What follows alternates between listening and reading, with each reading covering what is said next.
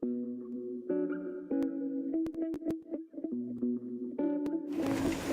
le magnétomètre, il y a deux parties.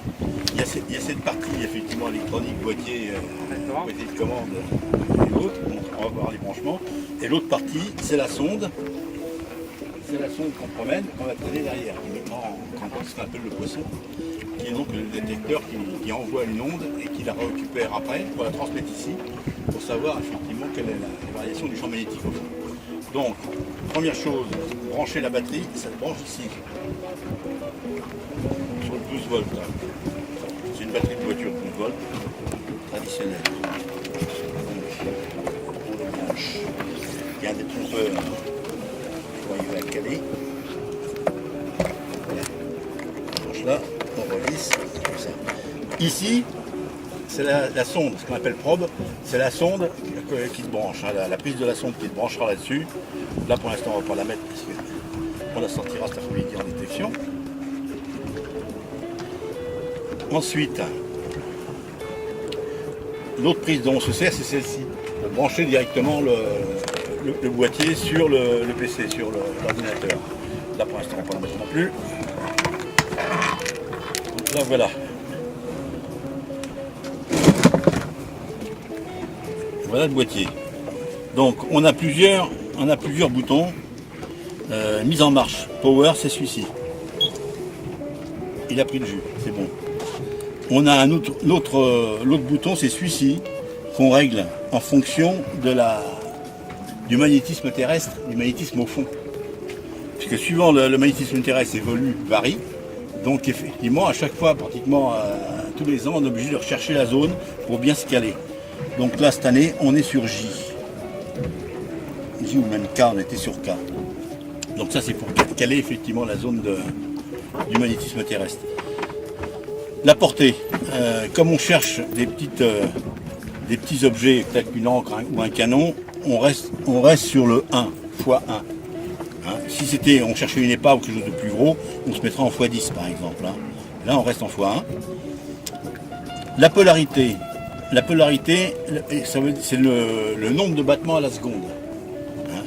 Donc là, on est sur 0,5. Ça veut dire qu'on a 2 battements à la seconde. Et sinon, je me mets sur 1 battement à la seconde, 2 battements à la seconde, etc. Hein. Pour une recherche de petits objets, on reste sur 0,5 aussi.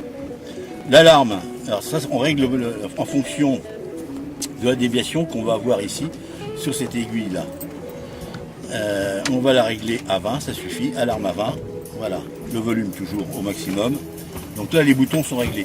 Les cadrans, là, ce cadran-là, il est important, parce que tant que l'aiguille tant que le magnétomètre n'est pas calé, ce qu'on appelle calé par rapport au magnétisme du fond, l'aiguille ne sera pas sur 0. Il faut qu'il vienne se caler sur 0. Et ensuite, c'est elle qui, par ses déviations, nous donnera l'amplitude du magnétisme au fond et du signal. Et là, donc, on aura le niveau du signal, c'est pareil. On va avoir les battements. On va avoir les battements de l'aiguille au fur et à mesure du déplacement de la sonde par rapport au fond.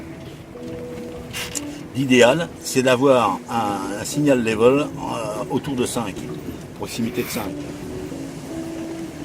5, 6. Donc voilà, donc cet après-midi on verra, cet après-midi on immergera la sonde, on fera du magnétomètre devant la mine là-haut.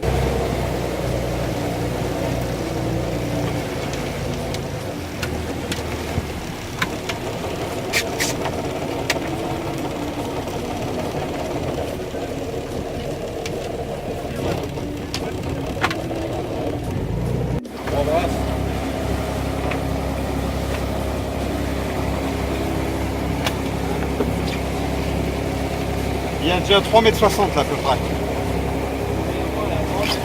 Ouais, mais comme il tire en biais, 3 mètres, ouais, 3 bras ça va être 3 bras ça va être.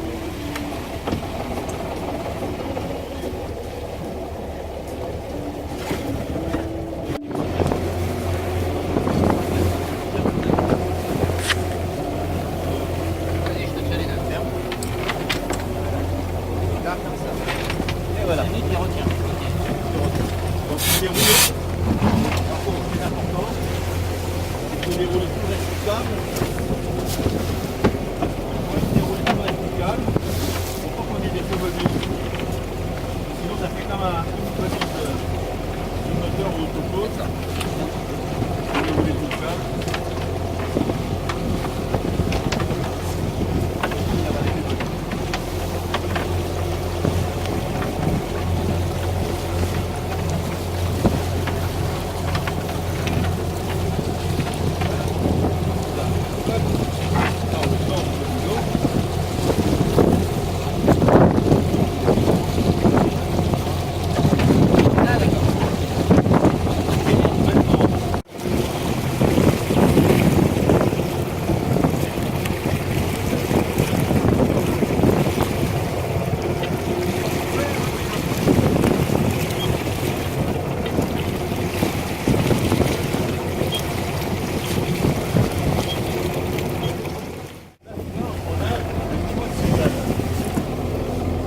la zone où on est.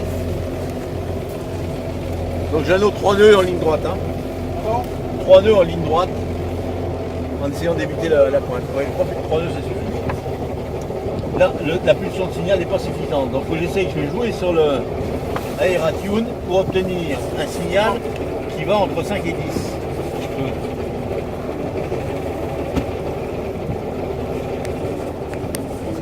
J'ai une réponse entre 5 et 10. Voilà. Là, je suis sûr. J'ai une réponse un peu meilleure. Voilà, ça y est, là il est calé. Tu vois? Il envoie des impulsions. Toutes les demi-secondes, il envoie une impulsion. C'est la réception, le bip, c'est la réception. Voilà. Et là, celle-ci, la déviation, elle est calée. Donc quand il y aura une déviation brusque d'un côté ou de l'autre, c'est compression du métal. Ah, ça y est, c'est calé? Ouais. Là, il est calé. Là, il fonctionne. J'avais bien avoir un signal plus fort, mais... Ah si, là, tiens. Le signal est un peu plus fort.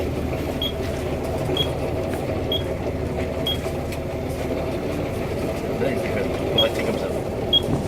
On va rester comme ça.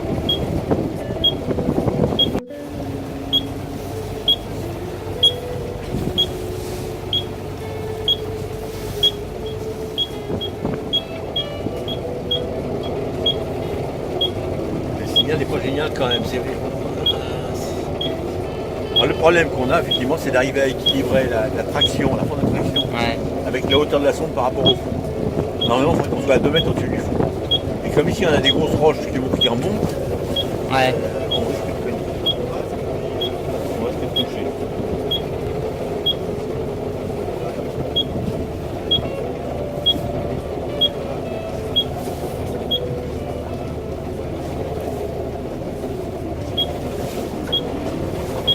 On n'aura pas mieux que ça comme signal.